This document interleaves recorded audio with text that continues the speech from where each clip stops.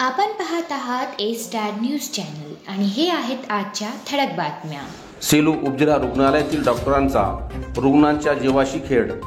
सेलू येथील उपजिल्हा रुग्णालयाची निर्मिती सेलू तालुक्यातील वाढती रुग्णसंख्या लक्षात घेऊन महाराष्ट्र राज्य शासनातर्फे करोडो रुपये खर्च करून केली होती।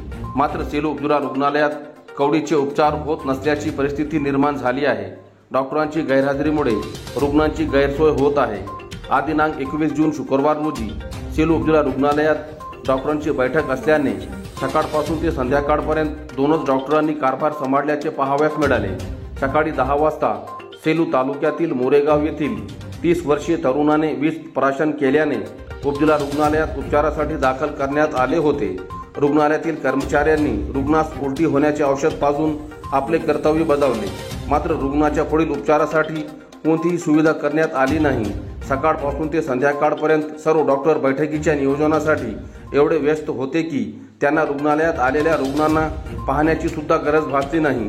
गोरगरीब जनतेच्या उपचारासाठी करोडो रुपये खर्च करून बांधण्यात आलेल्या उपजिल्हा रुग्णालयात धनदांडगे राजकीय पुढाऱ्यांच्या इशाऱ्यावर उपचार होत आहे एवढे मात्र खरे।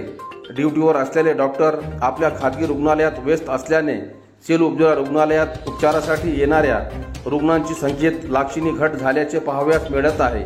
सेलू उपजिल्हा रुग्णालयातील गैरकारभार परभणी जिल्हा शल्य चिकित्सक यांनी लक्ष घालावे अशी अपेक्षा सेलू तालुक्यातील रुग्णांच्या नातेवाईकांकडून होत आहे। पतीच्या मृत्यूची चौकशीसाठी महिलेचे उपोषण। पतीचा संशयास्पद मृत्यू झाल्याने संशयित आरोपींना अटक न करता पाठीशी घालणाऱ्या पोलीस अधिकाऱ्यांची सखोल चौकशी करून त्यांच्यावर योग्य ती कारवाई करण्यात यावी या मागणीसाठी मानवत शहरातील अर्चना रामा दबडगे नामक महिलेने परभणी शहरातील पोलीस अधीक्षक कार्यालयासमोर मागील 4 दिवसापासून आमरण उपोषण सुरू केले आहे। मुस्लिम समाजाच्या कब्रस्तानला तार संरक्षण। जिंतूर तालुक्यातील बोरीतांडा झोपडपट्टी येथील मुस्लिम समाजाच्या कब्रस्तानाला तार संरक्षण देण्याचे काम पूर्ण झाले आहे। तांडा झोपडपट्टी येथील मुस्लिम समाजातील एखाद्या व्यक्तींचा निधन झाला तर दफनविधी करण्यासाठी 1 ते 2 किलोमीटर अंतरावर गावात असलेल्या कब्रस्तानमध्ये येऊन दफनविधी करावी लागत होती। यामुळे तांडा झोपडपट्टी येथील मुस्लिम बांधवांचे हाल होत होते। तांडा झोपडपट्टी येथील मुस्लिम समाज बांधवांनी जमियत उलेमाचे मराठवाडा अध्यक्ष मौलाना अब्दुल जलील ताबिश मिल्ली यांची भेट घेऊन मुस्लिम समाजाला दफनविधीसाठी जागा उपलब्ध नाही या विषयावर चर्चा केली। मौलाना अब्दुल जलील यांनी माजी आमदार विजय भांबळे व जिल्हा परिषदेचे माजी उपाध्यक्ष अजय चौधरी यांची भेट घेत तांडा झोपडपट्टी येथील मुस्लिम समाजाला कब्रस्तानसाठी जागा उपलब्ध करून देण्याची मागणी केली। माजी आमदार विजय भांबळे, अजय चौधरी व स्थानिक ग्रामपंचायत प्रशासनाने पाठपुरावा करून बोरी तांडा येथील गट क्रमांक 444 मधील 40R जागेचा प्रस्ताव तयार करून जिल्हाधिकारी यांच्याकडे पाठविला। जिल्हाधिकारी यांनी मुस्लिम समाजाच्या अडचणी लक्षात घेत गट क्रमांक 444 मधील 40R जागा देण्याचे आदेशित केले। ग्रामपंचायत प्रशासनाच्या वतीने 40R जागेत तार संरक्षण करून समाज बांधवांच्या स्वाधीन केले। तांडा झोपडपट्टी येथील मुस्लिम समाज बांधवांच्या कब्रस्तानचा प्रश्न मार्गी लागल्यामुळे माजी आमदार विजय भांबळे, जमियत उलेमा मराठवाडा अध्यक्ष मौलाना अब्दुल जलील, माजी सभापती अशोक चौधरी, जिल्हा परिषदेचे माजी उपाध्यक्ष अजय चौधरी, स्थानिक ग्रामपंचायत प्रशासन व जिल्हाधिकारी यांचे समस्त मुस्लिम बांधवांनी आभार व्यक्त केले। 7 जन्मी हेच पती मिळो, वटवृक्षांना महिलांचे साकडे। पूर्णा शहरातील महावीर नगर येथील शनी मंदिर येथे वट पौर्णिमा आज दिनांक 21 जून शुक्रवार रोजी मोठ्या उत्साहात साजरी करण्यात आली। वट पौर्णिमेनिमित्त महिलांनी वटवृक्षांना सकाळपासून पूजा करण्यासाठी मोठी गर्दी केली। जन्मोजन्मी हेच पती मिळो असे वटवृक्षाला धागा बांधत साकडे घातले। साकडे वटवृक्षांना महिलांनी प्रदक्षिणा घातल्या। महिलांनी सकाळपासूनच उपवास धरून वटवृक्षाला पारंपरिक पद्धतीने पूजेसाठी आंबे व ओटीचे सामान वटवृक्षाच्या समोर ठेवून पूजा केली। तसेच वटवृक्षाला धागाच्या सहाय्याने परिक्रमा घातल्या। त्यानंतर महिलांनी त्या ठिकाणी एकमेकांना हळदी कुंकू लावून एकमेकींच्या भेटी घेतल्या। वटपौर्णिमेनिमित्त महिलांनी दिवसभर उपवास पाळला। ही पारंपरिक पद्धत वर्षानुवर्ष सुरू आहे।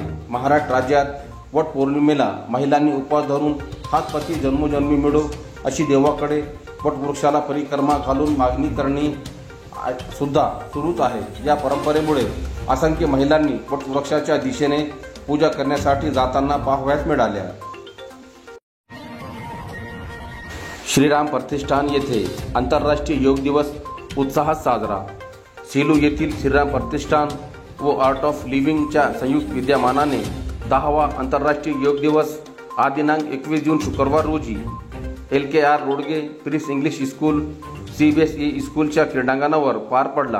कार्यक्रमाच्या अध्यक्षस्थानी संस्थेचे संस्थापक अध्यक्ष डॉक्टर संजय रोडगे, प्रमुख पाहुणे म्हणून आर्ट ऑफ लिव्हिंगचे योग प्रशिक्षक कैलास कदम, किशोर घडे, हरीश चेचेडिया, रुचिका गुप्ता, संस्थेच्या सचिव डॉक्टर सविता रोडगे मॅडम, प्रशासकीय अधिकारी प्राध्यापक महादेव साबळे सर, प्राचार्य कार्तिक रत्नाला, प्रगती क्षीरसागर, मुख्याध्यापिका शालिनी शेडके, प्राचार्य मीनाक्षी रतन पारखी, अशोक बोडखे, कैलास ताठे, हरीश कांबळेसह आदी मान्यवर उपस्थित होते। प्राध्यापक हाके यांच्या उपोषणास पाठिंबा म्हणून पाथरीत लाक्षणिक उपोषण। सकल ओबीसी समाजाच्या वतीने पाथरी तहसील कार्यालयासमोर आज दिनांक 21 जून शुक्रवार रोजी एक दिवसीय धरणे आंदोलन आणि लाक्षणिक उपोषण करून पाथरी तहसीलदार यांच्या मार्फत मुख्यमंत्री यांना निवेदन देण्यात आले। निवेदनात नमूद करण्यात आले आहे की जात वैधता ठरवताना जात वैधता कटोट्यामध्ये सगळे सोयरे शब्दांचा समावेश करू नये। ओबीसी आरक्षण बचावासाठी राज्य मागासवर्ग आयोगाचे माजी सदस्य प्राध्यापक लक्ष्मण हाके व नवनाथ वाघमारे यांनी जालना जिल्ह्यातील वडीगोद्री येथे अमन उपोषणास बसले आहेत। त्यांनी अन्न पाणीही त्यागले असून त्यामुळे त्यांची प्रकृती खालवत आहे। शासनाने या उपोषणाची दखल घेऊन उपोषणकर्ते यांची भेट घेऊन लेखी आश्वासन देऊन ओबीसींच्या मागण्या मान्य कराव्यात अशी मागणी या आंदोलनाद्वारे करण्यात आली आहे।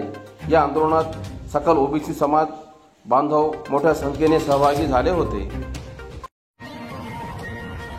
योग दिनानिमित्त नूतन महाविद्यालयात 400 विद्यार्थ्यांचा सहभाग। व्याकरणातून वाणी शुद्ध होते तर योगतून शरीर शुद्ध होते। यासाठी योगासन करणे शरीराला आवश्यक आहे। नियमित योग व व्यायाम करणे आवश्यक आहे। 21 जून आंतरराष्ट्रीय योग दिनानिमित्त नूतन महाविद्यालयात आयोजित कार्यक्रमात जयप्रकाश बिहानी बोलत होते। तहसील कार्यालय, गट विकास अधिकारी कार्यालय, गट शिक्षण अधिकारी कार्यालय, नूतन महाविद्यालय सेलू व योगासन स्पोर्ट्स असोसिएशन परभणी यांच्या संयुक्त विद्यमानाने आंतरराष्ट्रीय योग दिन मोठ्या उत्साहात साजरा करण्यात आला। कार्यक्रमाच्या अध्यक्षस्थानी जयप्रकाश बिहानी हे होते तर प्रमुख पाहुणे म्हणून तहसीलदार दिनेश झांपले, पोलीस निरीक्षक दीपक बोरसे, प्राचार्य UC राठोड, योगाचार्य DD सोनेकर, जिल्हा सचिव योगासन स्पोर्ट्स असोसिएशन परभणी, क्रीडा संयोजक गणेश माडवे सर, मुख्याध्यापक रवींद्र पाठक, रामप्रसाद गोरे, बाळासाहेब आडणे, प्राध्यापक परवीन सोनवणे, KK कदम हे व्यासपीठावर उपस्थित होते। या प्रसंगी योग दिनाच्या प्रोटोकॉलनुसार देवीदास सोनेकर यांनी सेलू शहरातील 6 शाळेतील 400 विद्यार्थ्यांचा योगाभ्यास घेतला। विभागीय योगासन स्पर्धा औरंगाबाद येथे झालेल्या योगासन स्पर्धेत प्रावीण्यप्राप्त खेळाडूंना पदक व प्रमाणपत्र पाहुण्यांच्या हस्ते वितरित करण्यात आले। यशवंतराव चव्हाण मुक्त विद्यापीठाच्या योग शिक्षक या पदवी अभ्यासक्रमात यशस्वी झाल्याबद्दल प्राध्यापक सुष्मिता भरदम, प्राध्यापक सुषमा सोमाणी, किशोर ढोके, शिक्षक योगेश ढवारे यांचा सत्कार करण्यात आला।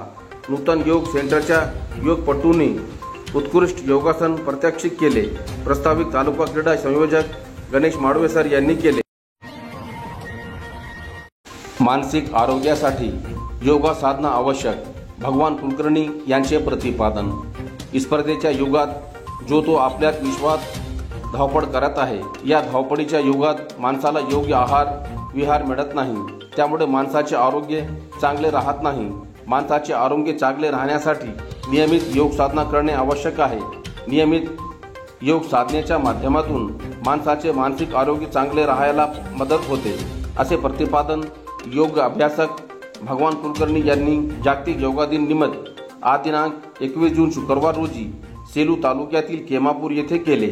यावेळी त्यांनी योगासने प्राणायामाची प्रात्यक्षिके विद्यार्थ्यांकडून करून घेतली। यावेळी कार्यक्रमाच्या अध्यक्षस्थानी नारायण अष्टकर हे होते तर प्रमुख पाहुणे म्हणून ग्रामसेवक JS देशमुख यांची उपस्थिती होती। कार्यक्रमाचे प्रास्ताविक दगडोबा माघाडे यांनी केले तर आभार प्रदर्शन शरद ठाकर सर यांनी मानले।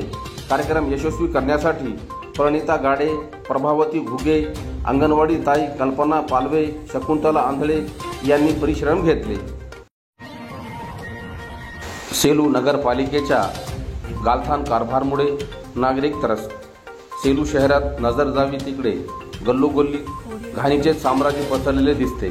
सेलू शहर हे माणसाचं शहर की शौच खड्ड्यांचा कहर घाणीचे जाहीर आहे का, या यक्ष प्रश्न सेलू शहरातील नागरिकांना पडत आहे. सेलू शहरातल्या काही नगरांची अशी अवस्था आहे की नेमके आपण नाल्याजवळ घर बांधले आहे की एखाद्या कॉलनीत घर बांधले हा प्रश्न पडावा. सेलू शहरातील रहमानगर, सहारानगर, सह्याद्रीनगर, मदनीनगर, इक्बालनगर, गणेशनगरमध्ये गेल्या 30-35 वर्षापासून नागरिकांनी आपले घरे बांधले आहे. नगरपालिकेची सर्व कर ही नागरिक नियमित भरतात. शहरातील मुख्य रस्ते सोडले तर अंतर्गत छोटे छोटे रस्ते, नाल्यांची कामे झाली नसल्याने अशी अवस्था झाली आहे. नागरिकांनी घरातील घाण पाण्यासाठी शोष खड्डे केलीत, परंतु ती शोष खड्डेही ओव्हरफुल झाल्याने ती घाण पाणी पायवाटेवर येत आहे. त्यामुळे डेंग्यूच्या मच्छरांची पैदास होत असून माणसांना संसर्ग रोगाला बळी पडावे लागत आहे. सेलू नगरपालिका स्वच्छता मोहीम राबवते, पुरस्कारही मिळवते, परंतु कॉलनीत साचलेल्या पाण्याची विल्हेवाट लावण्यासाठी नाल्याची व्यवस्था करत नाही. विशेषतः रहमानगर, सहारानगर, सह्याद्रीनगर, मदनीनगर, गणेशनगर मध्ये असलेल्या शौच खड्ड्याकडे नगरपालिकेचे दुर्लक्ष आहे. सध्या पावसाळ्याचे दिवस आहे. प्रत्येक पावसाळ्यात नाक आणि जीव मुठीत घेऊन जगणाऱ्या नागरिकांची या शोष खड्डे आणि घाणीतून कधी सुटका होईल याची प्रतीक्षा सेलू शहरातील सर्वसामान्य नागरिक करीत आहे.